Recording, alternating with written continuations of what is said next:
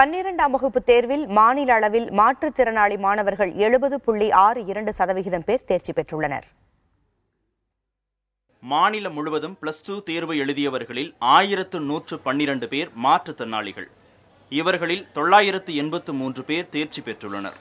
சென்னையில் உள்ள அரசு உதவி பெறும் பள்ளி ஒன்றில் படித்த ஆண்டாள் என்ற மாணவி 1112 மதிப்பெண்கள் பெற்றிருக்கிறார். பேரண்ட்ஸ் அவங்க தான் ஃபஸ்ட்டு பயந்து உள்ளேயே வச்சுருக்காங்க பசங்களை படிக்க விடாமல்.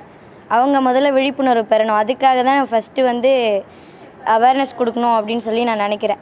ஏன்னா என்னோடய அண்ணாவும் இந்த மாதிரி தான் ஸ்கூல் இருக்குது அப்படிங்கிறது தெரியாமையே படிக்காமல் இருந்துட்டாங்க. அந்த மாதிரி தெரியாமல் இருக்கக்கூடாது.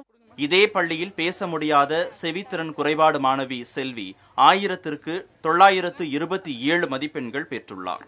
காது கேட்கல, வாய் பேசலன்ட்டு வீட்டிலேயே வச்சுருக்காம குழந்தைங்கள ஸ்கூலுக்கு அனுப்பிச்சாதான் இவ தனியாக எங்கன்னா போனால் தனியாக போகணும், ஒரு பஸ்ஸில் ஒரு நேம் படிக்கணும், அவள் படிக்கணும் அப்படின்ற ஒரு ஆசையில் தான் நாங்கள் இட்டுன்னு இங்கே சேர்த்தோம்.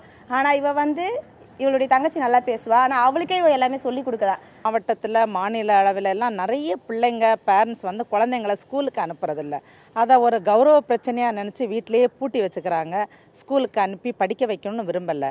பட் ஸ்கூலுக்கு அனுப்பி இந்த குழந்தைங்களால் படிக்க முடியும், இதே போல் மாநிலத்தில் பல சாதனைகளை சாதிக்க முடியும் அப்படிங்கிறத பேரண்ட்ஸ் புரிஞ்சுக்கணுன்னா இந்த மாதிரி பள்ளிகளுக்கு குழந்தைகளுக்கு எல்லா வளர்ச்சியையும் கொடுக்கணும் அப்படின்னு நாங்கள் விரும்புகிறோம்.